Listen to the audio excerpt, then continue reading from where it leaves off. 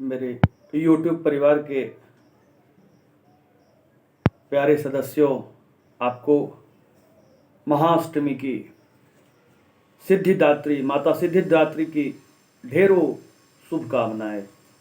माँ आपके सारे मनोकामना पूरी करे, आपके जीवन में मंगल हो, शुभ हो, यही मेरी माँ से प्रार्थना है। तो जैसा कि मैं पिछले कमेंट एपिसोड में कह रहा था, जो कमेंट्री थी मेरी, कि धर्म की बात करने का अधिकार आपको नहीं है, दूसरे को नहीं है। सिर्फ धर्म का अधिकार हम सनातनियों को है, हम धर्मियों को है। क्योंकि धर्म का मर्म, धर्म की व्युत्पत्ति, धर्म की व्याख्या है। मैंने पहले भी कहा है इस बात को, मैं उसको अभी कंटिन्यू कर रहा हूँ कि क्यों सिर्फ मेरे पास है, क्यों धर्म के धारक सिर्फ हम हैं, दूसरे के पास इसके मर्म का कोई पता नहीं है। वो रिलीजन वाले हैं, वो मजहब वाले हो सकते हैं, उनके पास इस तरह की कोई चेतना नहीं है। क्यों? क्योंकि मैं कुछ और उदाहरण देता हूँ, जो उदाहरण मैंने दिया था।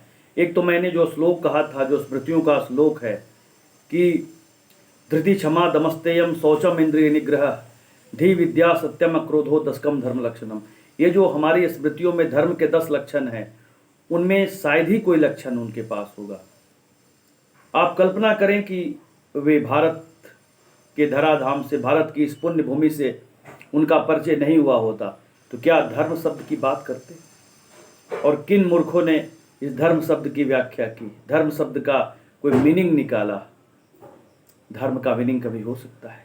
हम पिता को अगर फादर कह देते हैं तो क्या पिता की जो मर्यादा है, पिता शब्द की जो पवित्रता है, पिता शब्द की गरिमा है, या माता को मदर इंग्लिश में कहा जाता है, क्या ये संभव है कि माता की पवित्रता, माता शब्द की पवित्रता, माता शब्द की गरिमा, माता शब्द की मर्यादा मदर में होगी? क्या पश्चिमी संस्कृति में ऐसा है? क्या अरब संस्कृति में ऐसा है? कदापि नहीं। क्या यत्र नार्यस्तु पूज्यन्ते रमन्ते तत्र देवता, कि जहाँ नारियां, हमारी माताएं बहनें विचरती है, रमण करती है, वहाँ स्वयं देवताओं का निवास होता है, वास होता है? क्या ऐसी धारणा है? क्या वो पवित्रता है वहाँ पे? क्या उस तरह का सम्मान है? नवरात्रि चल रहा है इसलिए मैं उनकी तरफ नहीं जाऊंगा, क्या व्याख्या है उनके यहाँ? मैं ये कह रहा हूँ कि ये है नहीं। सर्वे भवन्तु सुखिनः, सर्वे सन्तु निरामया, सर्वे भद्राणि पश्यन्तु मा कश्चित् दुःख भाग् भवेत्। हम लोग माता से प्रार्थना कर रहे हैं, नवरात्रि की उपासना हो रही है, देवी की उपासना हो रही। क्या ऐसा हो सकता है किसी रिलीजन में, किसी मजहब में?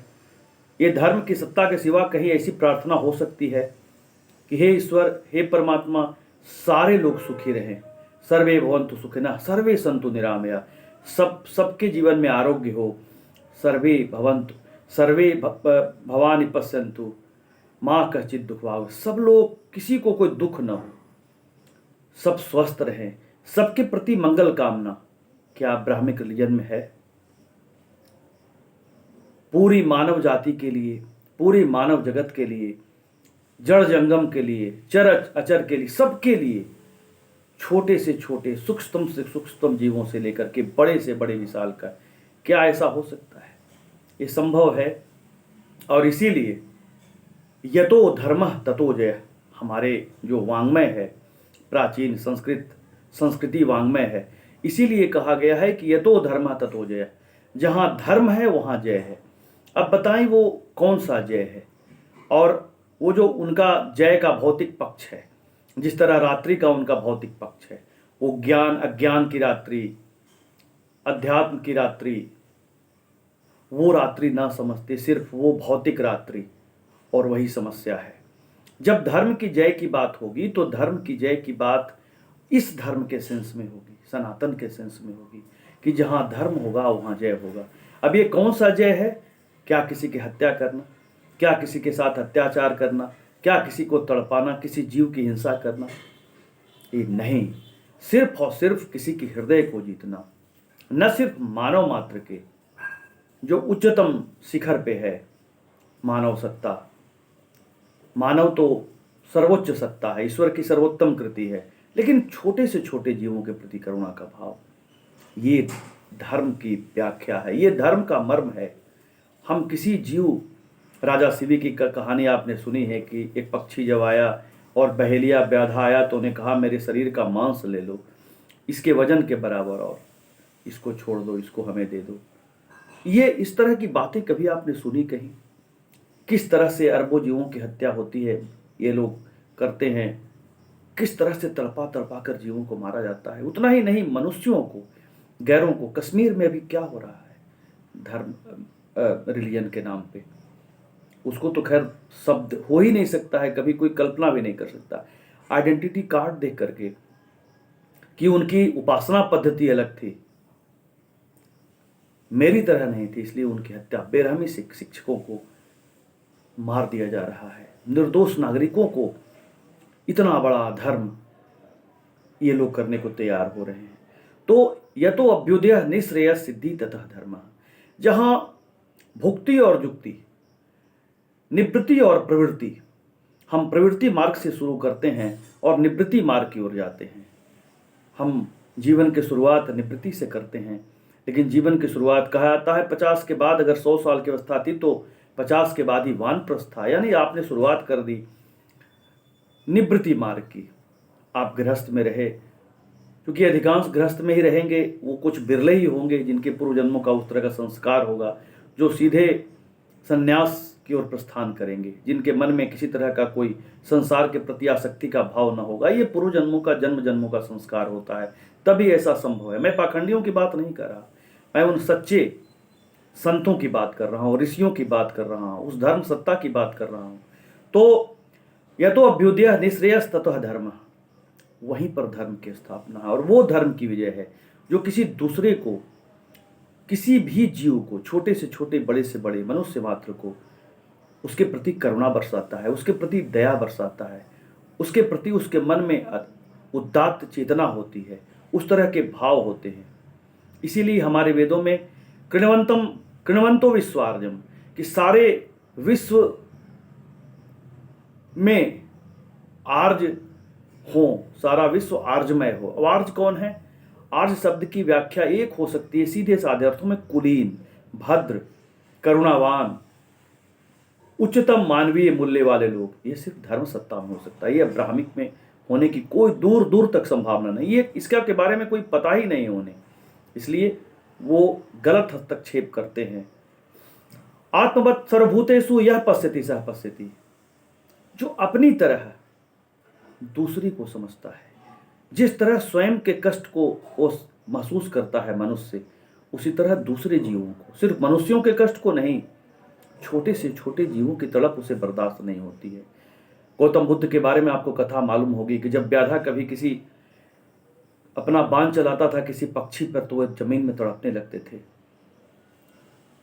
इस तरह की चेतना जब उत्पन्न हो, एक बार गौतम बुद्ध जा रहे थे, क्योंकि अहिंसा परमो धर्म, करुणा अवतार है वो, तो एक जानवरों का झुंड जा रहा था, एक बकरी, एक जानवर थोड़ा सा लंगड़ा कर चल रहा था। तो बुद्ध ने पूछा कि, बुद्ध ने उसको उठाया गोद में और उसको अपने मुंह से उसके कांटे को निकालने लगे। तो मुस्कुराने लगा जो साथ में था व्यक्ति, कहा कि ये सब तो हत्या के लिए जा रहे हैं, इनका मांस खाया जाएगा काट करके। बुद्ध गए और उस समय के तत्कालीन राजा जो बिंदुसार वहाँ खड़े हो गए, बिंबिसार, और उन्होंने कहा कि पहले मेरी हत्या होगी तब इन जीवों की हत्या होगी। उसके बाद से बिंबिसार ने, क्योंकि बिंबिसार उनका शिष्य था, और उन्होंने सबको मुक्त कर दिया था। ये उच्चतम मानवीय चेतना है, ये धर्म की चेतना है, ये धर्म का मर्म है, ये धर्म की सत्ता है। इसलिए विवेकानंद ने इस विषय पर कहा था कि अगर कोई धर्मी, अगर सनातनी एक कम हुआ तो सिर्फ एक सनातनी कम नहीं हुआ, एक धर्म का, एक राष्ट्र का। मैं जैसा बार बार कहता हूं कि देश सरकार है, सेना है, देश की बाउंड्री है, सीमा रेखा है, लेकिन राष्ट्र कौन है? हमारी सभ्यता है, हमारी संस्कृति है, हमारी आस्था है, हमारी परंपरा है, हमारे उच्चतम मानवीय मूल्य हैं, हमारे ज्ञान हैं। मतलब जितने उच्चतम मानवीय मूल्य हैं, ये इनसे भरा हुआ जो समाज है वो एक आदर्श राष्ट्र है, और वही राष्ट्रवादी है। मैं बार बार कहूँगा कि राष्ट्रवादी कभी वो हो नहीं सकता हो जिसे भारत माता की जय बोले, जो सिर्फ नारा लगाए, जिसके कर्म में, जिसके हर कर्म में धर्म समाहित न हो, जो अगर व्यापार करता हो तो अपने लोगों को उसमें मिलावट करके अगर बेचता हो तो वो कभी राष्ट्रवादी नहीं हो सकता, वो कभी धर्मी नहीं हो सकता है। वो कभी दूसरे के प्रति उसके मन में कोई ये भाव ही नहीं आएगा कोई दूसरा है, कोई दूसरा हो ही नहीं सकता है। सारी आत्माएं एक है। ये तो सिर्फ प्रतिभास है। जिस तरह खुले निरभ्र आसमान में उगा हुआ चंद्रमा, चंद्रमा के नीचे किसी बड़े मैदान में हजारों बर्तन रख दिए जाएं पानी से भर के, तो उसमें हजारों चंद्रमा उसमें प्रकाशित दिखाएंगे। तो क्या हजारों चंद्रमा है वो अलग अलग? वो एक ही चंद्रमा का प्रतिभास है जो अलग अलग बर्तनों में, उस पानी से भरे बर्तनों में पड़ रहा है। उसी तरह उस परम ब्रह्म की जो सत्ता है वो एक है, और करोड़ों असंख्य छोटे प्राणियों से लेकर मनुष्य तक वो उसका प्रतिभास है, वो अलग अलग। इसीलिए हम अलग हो ही नहीं सकते। और यही धर्म का मर्म है, यही धर्म की सत्ता है। हमको किसी के प्रति करुणा करनी नहीं है, ऐसी भाव चेतना उत्पन्न होनी है जिससे दूसरे का कष्ट स्वयं अपना कष्ट बन जाए। ठीक है, एक आदर्श है यह, लेकिन धर्म का मर्म यही है, धर्म की सत्ता यही है, धर्म की व्याख्या यही है। तो एक उदाहरण मैं दूंगा कि भाई एक बहुत बड़ा कथन है कि सनातन जो धर्म है ये हायर कॉन्शियसनेस का धर्म है। हायर कॉन्शियसनेस अगर सनातन कमजोर हुआ तो जो उच्च चेतना है, उच्च चेतना का मतलब क्या है? ये उत्सव धर्मिता, ये राग रंग, ये ज्ञान, प्राणायाम, वेद, आयुर्वेद, जो उच्चतम मानवीय मूल्य फिर यहीं पर मैं कहूंगा, अगर वो खत्म हुआ तो ये सारे उच्च चेतना वाली सारी चीजें समाप्त हो जाएगी धराधाम से। तो रह क्या जाएंगी? रह क्या जाएगा? लोअर कॉन्शियसनेस, निम्न चेतना। अब ये निम्न चेतना क्या है? इस निम्न चेतना में दुर्गुण होंगे, मार काट, घृणा, विद्वेष, दूसरे जो अपनी आस्था से गैर हैं, जो अपनी उपासना पद्धति से गैर हैं, वो मेरे शिकार हैं, उनका धर्मांतरण, मतांतरण कर देना है। धर्म का अंतरण तो हो नहीं सकता क्योंकि धर्म एक है, मतांतरण कर देना है। उसको एक मीठे जल की नदी या महासागर से उसको ले आना है अपनी ओर खींच करके, पता नहीं वो क्या है, लेकिन उसको बर्दाश्त न करना है, क्योंकि इसमें तो मनुष्यता, वसुधैव कुटुंबकम का कोई भाव है ही नहीं। और जब वसुधैव कुटुंबकम का भाव नहीं है तो फिर यही समस्या सामने आएगी। तो अगर एक भी सनातनी या धर्मी इधर से उधर होता है तो एक संख्या कम नहीं होती है, राष्ट्र और देश दोनों का एक तरह से विद्वेषी बैरी पैदा होता है, जो सिर्फ धर्म का बैरी नहीं, जो सनातन का बैरी नहीं, वो राष्ट्रांतरण होता है। और राष्ट्र के जितने तरह के चिन्ह हैं, प्रतीक हैं, जो मर्यादाएं हैं, वो सबका वैरी हो जाता है। और सिर्फ उसके लिए एक ही चीज़ रह जाता है, बस मेरा, सब जगह मेरा, अहम। हम अहम ब्रह्मास्मि कहते हैं। हमारी चेतना इतनी ऊंची हो कि मैं स्वयं, चूंकि जो ब्रह्म में है वो पिंड में है, और वो सिर्फ अपने रिलीजन, सिर्फ अपने मजहब, उसके सिवा उनके पास और कुछ नहीं है। सामने वाले को देख करके उनके मन में सिर्फ एक ही भाव उठता है। तो सिया राम मैं सब जग जानी, करहूं प्रणाम जो रिज गुपानी। तुलसी के रामचरितमानस जो भक्ति का उच्चतम रचना है, ऐसा भक्ति काव्य इस धराधाम पर न कभी लिखा गया, न कभी लिखा जाएगा। इसके बारे में बताऊंगा कि कैसे शैव और भक्ति को, शैव परंपरा और वैष्णव परंपरा को एक कर दिया तुलसी ने। रचि महेश निज मानस रखा, कि महेश भगवान शिव ने पहले अपने मन में रखा रामचरितमानस को, इस सागर को, इस मानसरोवर को, और फिर समय आने पर पार्वती को बताया था। एक अलग है, इस पर एक अलग एपिसोड होगा। और इसके चलते हुआ क्या, वैष्णवों और शैवों में जो झगड़ा होता था खासकर दक्षिण भारत में, पूर्ण रूप से समाप्त हो गया। तो सिया राम मैं सब जग जानी, करहूं प्रणाम जो रिज गुपानी। वो सिया राम, मैं पूरे विश्व को भगवान राम और सीता की का ही प्रतिभा समझता हूँ। सारे जग को मैं उसी का सत्ता, उन्हीं की सत्ता समझता हूँ। इसलिए हाथ जोड़कर प्रणाम करता हूँ पूरे विश्व को। कहीं कोई घड़ा है, कहीं कोई गैर है, कहीं कोई दूसरा है, ये कहाँ है? धर्म में। कहाँ? सनातन में। क्या किसी दूसरे में हो सकता है? इसकी परिकल्पना भी हो सकती है? नहीं, कदापि नहीं। कुछ चुनिंदा शब्दों को ला करके वो कुछ लिख सकते हैं, लेकिन क्या अगर कभी कुछ अच्छी बातें लिखी जाती है, ठीक है मान लिया, तो क्या उसका प्रतिपादन है? क्या उसका जीवन में कोई उतारने की बात है? कभी नहीं, सवाल ही नहीं उठता है। क्योंकि हम तो किसी का आचरण देखते हैं। रावण क्या छोटे कुल का था? हर किसी तरह से भी वो कमतर था, लेकिन आचरण की पवित्रता नहीं थी। माता सीता का अपहरण किया, उसका आचरण अपवित्र था। ज्ञान में कोई कमी नहीं थी, कुल में कोई कमी नहीं थी, लेकिन आचरण की अपवित्रता अगर हो, दूषित आचरण हो, तो उसका पुतला जलाया जाएगा। फिर उसके सारे गुण दुर्गुण में बदल जाएंगे, और बदलने ही चाहिए। इसलिए दोस्तों, मैंने फिर ये तीसरा एपिसोड है कि मैंने धर्म की सत्ता को रखा, धर्म के मर्म की बात रखी।